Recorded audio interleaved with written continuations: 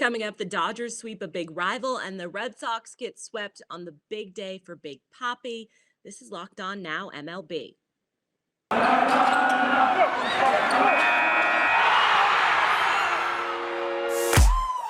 The biggest games, the best performances, expert analysis. You are Locked On Now. Welcome in. You're listening to Locked On Now MLB, local experts weighing in on the biggest stories in baseball. I'm your host, Kainani Stevens. Thank you for making Locked On Now your first listen every single weekday. Got our hosts here to recap all of the action for you from Sunday. We're going to start out with Boston. The Red Sox fans fortunately able to enjoy David Ortiz's Hall of Fame speech without interruption because the current Red Sox team is not really worth watching. Locked On Red Sox breaks down another embarrassing loss for Boston in Sunday's biggest game. The biggest game.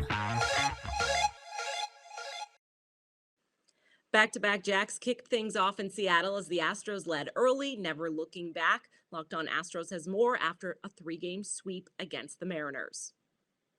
Oh, hey, how's it going? Hey, sorry. Oh, hold on. I was sweeping, the Astros are sweeping, and guess who we swept? The Mariners, dog. That's right. Swept them out of town 5 games in a row. We swept a doubleheader from the Yankees at home. And then we go to Seattle, cooled them off, knocked them a few more games back. It's a double-digit lead once again. Framber Valdez looked excellent. Yeah, he gave up some runs towards the end of his outing.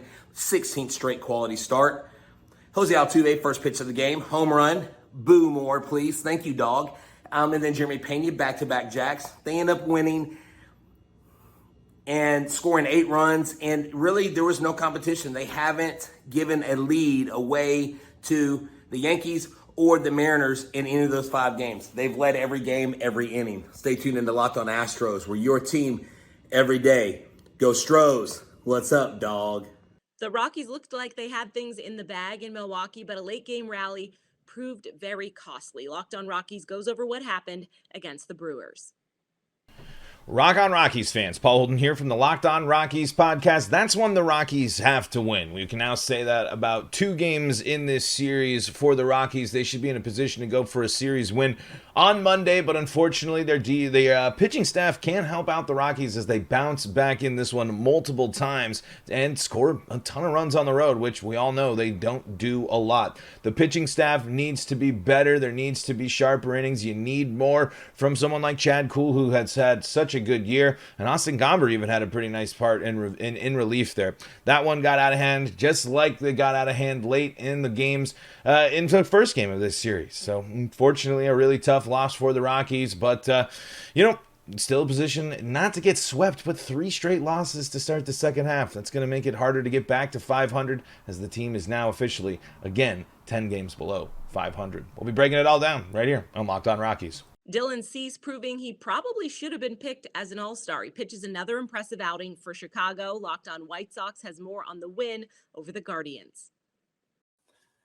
It was a roller coaster weekend for the Chicago White Sox. They ended on a high note, beating the Cleveland Guardians 6-2 Sunday afternoon. The Chicago White Sox finally got to Cleveland starter Shane Bieber, hit 3 home runs off of him. Eloy Jimenez, A.J. Pollock, and Lurie Garcia all went yard. Sox starter Dylan Cease, another fantastic outing, picking up where he left off before the All-Star break. Sox ended up splitting with Cleveland in that 4-game series. They have an off day on Monday before heading to Colorado to start a 2-game series with the Rockies. Coming up, some of the worst teams in the National League play spoiler for playoff contenders to start the second half. This is Locked On Now MLB. Today's edition of Locked On Now is brought to you by Bet Online, the #1 spot for all of your online gambling needs. You can get in on the action with Major League Baseball, golf, whatever you want to get in on, you can do that at Bet Online. It's where the game starts. Welcome back to Locked On Now MLB. I'm Kainani Stevens. Thank you for making Locked On Now your first listen every single weekday. We're going to continue our look around the league with the Dodgers finishing off a sweep of the Giants in the weekend's best performance. The best performance. Hold up. The Dodgers took all 4 games against the Giants in LA after hosting the All-Star game earlier last week, keeping rival San Fran down at around 500 in a slump to start the second half. Locked On Dodgers and Giants review a dominant weekend for LA. Hey, you know what? A 4-game sweep over the Giants calls for a prop, and I don't have a broom. The Dodgers vacuumed the Giants. What's up? It's Jeff from Locked On Dodgers. This thing's got a little broom attachment on the end. Sweep them up, just like the Dodgers did to the Giants. 4-game sweep, first time since about 3 weeks before Cody Bellinger was born that the Dodgers swept the Giants in a 4-game series at Dodger Stadium. Great series. Every game, most of the games had a little bit of drama, just enough to keep it interesting, but hardly ever even enough to make us too nervous. Clayton Kershaw on Sunday didn't have his best stuff. He didn't even pitch long enough to qualify for the win, but the offense picked him up. A lineup that looked questionable with Jake Lamb at cleanup, followed by Gavin Lux and then Max Muncy. And guess what? Those guys did their job. After not coming through in the first inning when it could have been helpful, coming up with runners in scoring position and nobody out, they did come through 2 times later in the game, sparking rallies both times. Freddie Freeman had a couple more hits. Freeman and Trey Turner and Mookie all extended their hitting streaks. Just a good, solid team win and a great team series. Kershaw was the only Dodger starter this weekend who wasn't awesome. He was the only one to allow any runs. So great series, plenty to talk about for me and Vince tomorrow morning on Locked On Dodgers. Make us your first listen. Vacuum. The Giants just get it handed to them in Los Angeles. Ben Kaspick with the Locked On Giants podcast. This was a rough, brutal 4-game sweep in LA for the Giants. Their defense just continued to hurt them seemingly every single game. It hurt them today. Yermin Mercedes misplay in left field. And interestingly, we have some trade rumors, right? The trade deadline is just over a week away. The Athletic's Ken Rosenthal reported that the Giants are searching for a defensive upgrade and that they may also, in addition, look to offload a DH type. They have numerous of those types, and he names Tommy La Stella as the most logical, although that deal may be actually hard to move. But he also names Ramon Laureano of the Oakland A's as a possible fit, and I think that's really interesting.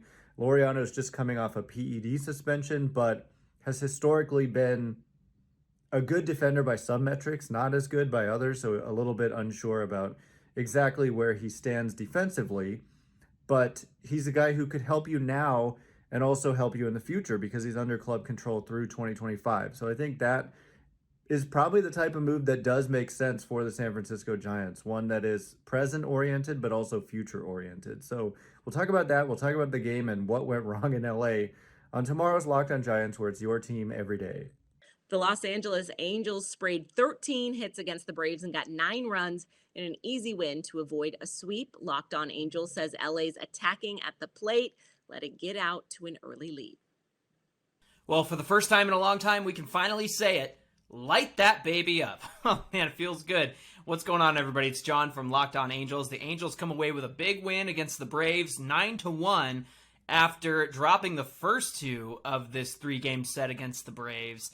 And it feels good to get a win. It feels good to see these guys turning things around after the All-Star break in terms of their approach at the plate. I have to say, I think the biggest thing that I noticed was that the Halos being much more aggressive and swinging at strikes in the zone instead of watching them go by like they've been doing all season long. And let's take a look at some of those results. We had Taylor Ward go 3 for 5 with a home run. Luis Rengifo had 2 hits. Max Stassi had 3 hits, a double and a triple. Joe Adell had 2 hits and kind of a crazy play in left field.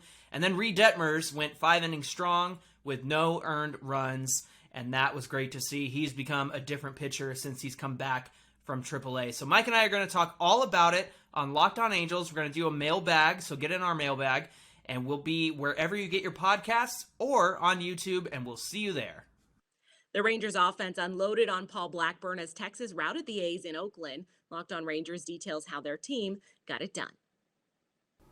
As someone who appreciates a flair for the dramatic, the Rangers could very much tone down their flair for the dramatics in completely unnecessary situations. I'm Bryce Paddock, host of the Locked On Rangers podcast. Texas won the final game of this series in Oakland after being on the verge of being swept after the last 2 games of absolute trash. Rangers win 11-8. The Rangers had a 11-1 lead heading into the bottom of the 8th inning. Martin Perez did fantastic. Just 1 run in 7 innings. He looked just as good as he did in the first half. But the Rangers bullpen, again, in not at all close games, makes it way too close in the end. Garrett Richards gives up 4 runs, all of them earned in just his 1/3 of an inning. Jose Leclerc gets him out of that inning. Brett Martin gives up 3 straight home runs, and the Rangers make it look a lot closer than it really was. Texas had a great offensive day. 3 hits, 3 doubles, in fact, from Jonah Heim, tying the Rangers franchise record for a catcher for most doubles in a single game. Adolis Garcia had his first 4-hit game of his Major League Baseball career. Big day for him, had his 17th homer of the season. He is tied for the Major League lead in day game home runs, so I guess that's the key to him. I think he has 11 of his 17 in day games, which is pretty crazy. Seager had his 23rd of the season, only 4 now away from setting a new career high in home runs. Just a really great offensive day. And of course, Leo Taveras had a 3-hit game. And yeah, he got himself his 11th double of the season. Great day for the offense, 8 for 14 with runners in scoring position. Some great stuff on the base pass. Adolis Garcia and Leo Taveras both had a stolen base on the day. Just overall pretty solid work, and a great play by Josh Smith at third base in very shallow left field to make that play to get the Rangers out of their nightmare of an 8th inning. Rangers win this one, and I do not need it to be nearly as dramatic next time against the A's. The Chicago Cubs swept the Phillies this weekend. Locked On Cubs knows it probably doesn't mean too much for the Chicago team, still at the bottom of the NL, but it's still happy to enjoy the wins in the city of brotherly love. Listen, you have the 27 Yankees, you have the Oakland A's of the early 70s, you have the Big Red Machine, and then you have the second half 2022 Chicago Cubs, who start the second half with a convincing sweep against the playoff hopeful Philadelphia Phillies. Game 1 was a blowout, Game 2 was tight until extras, and then Game 3 was a 1-run nail-biter. Outstanding starting pitching all weekend from the Cubs. Big contributions from Christopher Morel, Yan Gomes today, Nelson Velasquez. Some really good things to see. Plus, as a bonus, some of the best Cubs prospects had huge weekends down on the farm. So overall, I'm drinking some Cubs Kool-Aid this weekend. It was an outstanding performance. Give credit to the Cubs coming out of the second half with a bang. 3-0. Let's win 20 in a row. The Reds won 2 of 3 against the Cardinals thanks to 2 home runs from Joey Votto over the course of the weekend. Locked On Reds says you couldn't ask for much more out of another bad team that's starting off hot in the second half. I'm not sure you can start the second half of the season much better than the Cincinnati Reds have. Hey, this is Jeff Carr from the Locked On Reds podcast, here to tell you about the fact, well, let's see. The Reds won the first game back. Check. The Reds won the first series back. Check. The bullpen looks better. Check. And Joey Votto has 2 homers in 3 games. Check. Joey Votto still bangs, and the Cincinnati Reds took 2 out of 3 from the St. Louis Cardinals. You absolutely love to see it. Plus, stealing home with 2 outs? Heck yeah, sign me up for that. I was fired up to watch this series. There's a lot more fun baseball coming up. There's going to be a lot of interesting dudes that are going to get some playing time the rest of the year. We've already heard rumors about the Yankees mustering prospects, pulling them out of games. Very good possibility Luis Castillo is dealt here very soon. We will talk about all of that and more, and the impact of Tyler Stevenson's latest injury on the next Locked On Reds podcast. That's all for today on Locked On Now MLB. Thank you for making Locked On Now your first listen every single weekday. Now that you're done, make sure you check out Locked On MLB and your team's Locked On podcast. I'm Kanani Stevens. This has been Locked On Now.